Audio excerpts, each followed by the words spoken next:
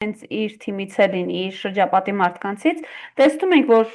ինչ-որ վերադասավորումներ են թիմում, ինչու գնացած ձեզ Ալեն Սիմոնյանը։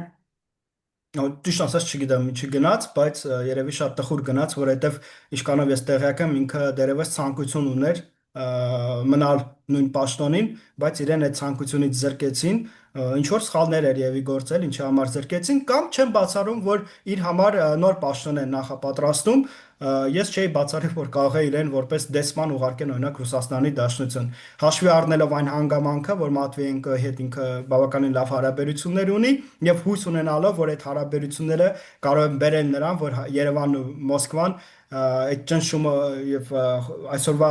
այդ լարվածությունը, որը արկա է, կարող են իջեցնել։ Բայց Մոսկվան արդյունքներին կարծես չի հավատում, անավանդ որ վերջի շրջանում տեսնում ենք, որ այս դիրքորոշումը Ռուսաստանի բավականին հստակ է եւ որևէ ձև չեն թույլատրում այս ճնշումները, նաեւ տեսնում ենք նույն ինքը Զախարովան ԱԳՆ մակարդակով ինչպես են անդրադառնում եւ չեն մոռանում Ալեն Սիմոնյանի հայտարարությունները հենց Ռուսաստանի վերաբերյալ։ Տեսեք, ինչն է հետաքրքիր Ռուսաստանի պարագայում, որ այո, ճիշտ եք ասում, իհարկե արդյունքների իրենք չեն նայում եւ այլն, բայց մյուս կողմից տեսեք այսօր Գուրգեն Արսենյան, թե Արսեն Գուրգենյան, մի շխառնում եմ, Արսենյան։ հա, ինքն է ժամանակին նման հակառուսական հայտարարություններով բավականին հայտնի կերպար էր, նաև եթե չեմ սխալվում իր մասին կային տեղեկատվություններ, չգիտեմ որքանով է դա համապատասխանում իրականությանը, որ 90-ականներին Ռուսաստանում կրիմինալ սեգմենտի հետ համագործակցել է, ճնշում է իրականացնել այդ թվում մեր հայրենակիցների նկատմամբ, ովքեր ապրում են Ռուսաստանի Դաշնությունում, գումար է իրենցից պարտադրել, չգիտեմ որքանով է սա համապատասխանում իրականությանը, բայց այնուամենայնիվ այդ մարդուն իրենք ընդունեցին եւ ինչու պետք է բացառենք, որ Ալեն Սիմոնյանի նման կերպարին կարող են չընդունել։ Դուք ձեր խոսքում անդրադարձաք, թե ինչպես իրենք հասան նրան, որ թեմաներ, որի մասին դուք բարձրաձայնում եք, այս իշխանությունները իրականում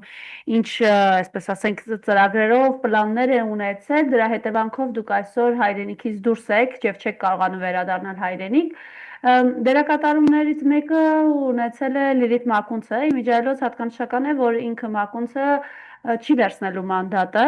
Ես կխնդրեմ եւս մեկ անգամ Էլիսանին հիշեցնել ով էր Մակունցը, ով էր Արմեն Գրիգորյանը եւ իրենք ինչ նպատակ էին հետապնդում։ Արմեն Գրիգորյանը եւ Լիլիթ Մակունցը ցեն գլխավոր կերպարներն էին, ովքեր իրականացնում էին իշխանափոխությունը 2018 թվականին, հեղափոխության գլխավոր կերպարներն են, իրենց կերպարը ես չէի ասի, որ ավելի քիչ էր, քան Նիկոլ Փաշինյանի կերպարը, որովհետև բավականին մեծ ազդեցություն իրենք ունեն ոչ միայն թիմում, այլ նաև դրսում, բավականին խորացված հարաբերություններ ունեն արևմտյան պետությունների հետ, հատկապես Միացյալ Նահանգների հետ, դրա համար բավականին ազդեցիկ իրենք ֆիգուրներ էին եւ շարունակում են մնալ ազդեցիկ եւ կարծում եմ, որ Լիլիթ Մակունցի համար ինչի ինքը հրաժարվեց այդ падգամավորական մանդատից, որովհետեւ դա այն նպատակը չի նմանատիպ կերպարի համար, ինքը ել ավելի մեծ նպատակներ ունի եւ եկեք սպասենք տեսնենք թե ինչպիսի պաշտոն ինքը կստանձնի, որովհետեւ չեմ բացառում, որ շատ ավելի մեծ պաշտոն կարող է ստանալ, հիմա չեմ կարող ասել ինչպիսի պաշտոն, բայց չեմ բացառում, որ ավելի ազդեցիկ է լինելու այն պաշտոնը, որ ինքը կարող է ստանձնել, իսկ Արմեն Գրիգորյանը շարունակում է մնալ այն նույն պաշտոնի, որը ինքը դեռևս 2018 թվականին է ստանձնել, եւ երևի հարմար պաշտոն է եւ թույլ է տալիս իրեն վերահսկել իրավիճակը ինչպես թիմում, այդպես էլ հարաբերությունները արևմուտքում։ Դե մենք հիշում ենք, որ Լիլիթ Մակունցը մինչ այս Միացյալ Նահանգներում դեսպան էր եւ այնտեղ խոսելով Միացյալ Նահանգների Սփյուռքի մեր հայրենակիցների հետ, ասում են ամենախայտառակ, այսպես ասենք, դեսպանն է եղել եւ ինչպես է կտրել նաեւ Հայաստան-Սփյուռք կապը մասնավորապես Միացյալ Նահանգների հետ։ Սա հենց նպատակն է այսօրվա իշխանությունների, իրենք սրա մասին բազմիցս են ասել, այսինքն սա այսօրվա իշխանությունների քաղաքականության գլխավոր նպատակն է կտրել Սփյուռքը Հայաստանի Հանրապետությունից եւ նզեմացնել ազդեցությունը Սփյուռքի Հայաստանի Հանրապետության վրա կամ հակառակը, այսինքն Սփյուռք-Հայաստան այդ հարաբերությունները վերանայել եւ ունենալ այնպիսի Սփյուռք, այնպիսի կազմակերպություններ, որոնք գտնվելու են վերահսկողության տակ Հայաստանի Հանրապետության իշխանությունների, լոյալ են լինելու այն քաղաքականությանը, որը վարում է այսօրվա իշխանությունները, Չնայած ես կարծում եմ, որ ավելի ճիշտ կլիներ, որ Սփյուռքը անկախ լիներ եւ ունենար իր դիրքորոշումը եւ եթե ճիշտ քաղաքականություն վարեն եւ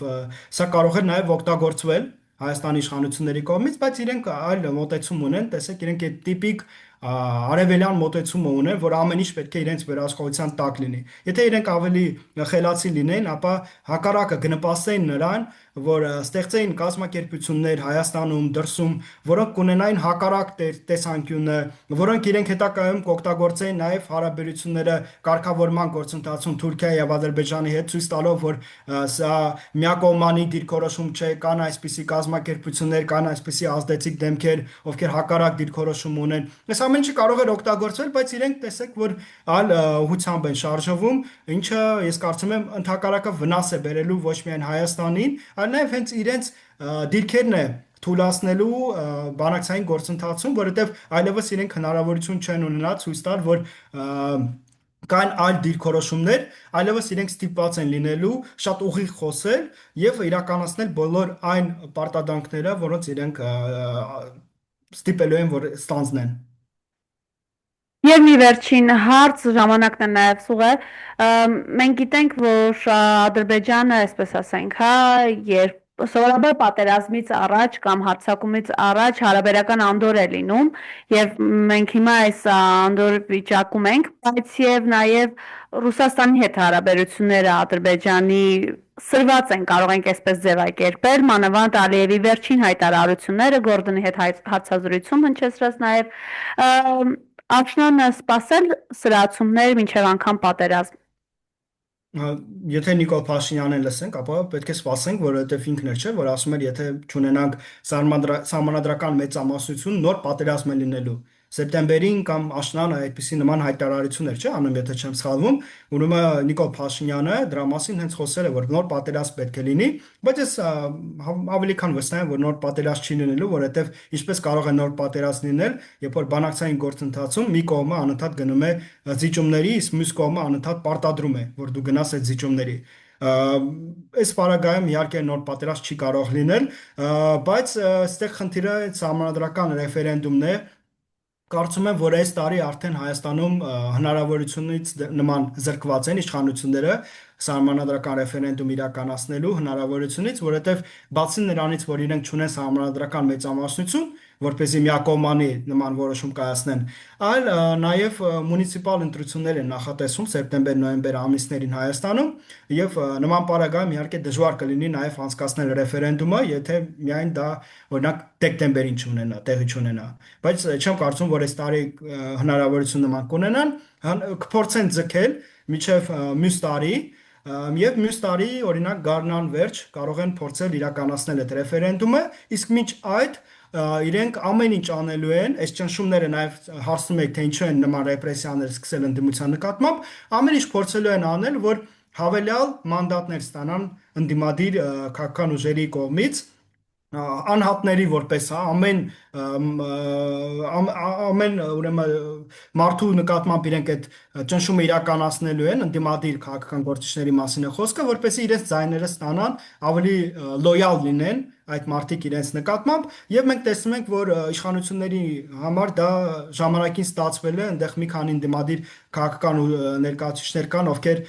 հետո փոխել են իրենց դիրքորոշումը կտրուկորեն եւ անցել են իշխանության կողմ եւ փորձելու են այդ նույն քաղաքականությունը իրականացնել, եթե չեմ սխալվում 6-7 ձայն է իրենց պետք եւ ամեն ինչ անելու են դրա համար, որ այդ 6-7 ձայնը ստանան։ Շնորհակալություն, որ համաձայնեցիք այս զրույցին։ Ուղղակի 3-4 րոպե մեզ մնացել։ Վերջին տեղեկությունն էլ այն է, որ Կենտրոնական ընտրական հանձնաժողովը Նարեկ Կարապետյանին մեղադրանք առաջադրելու հարցի վերաբերյալ համաձայնություն է տվել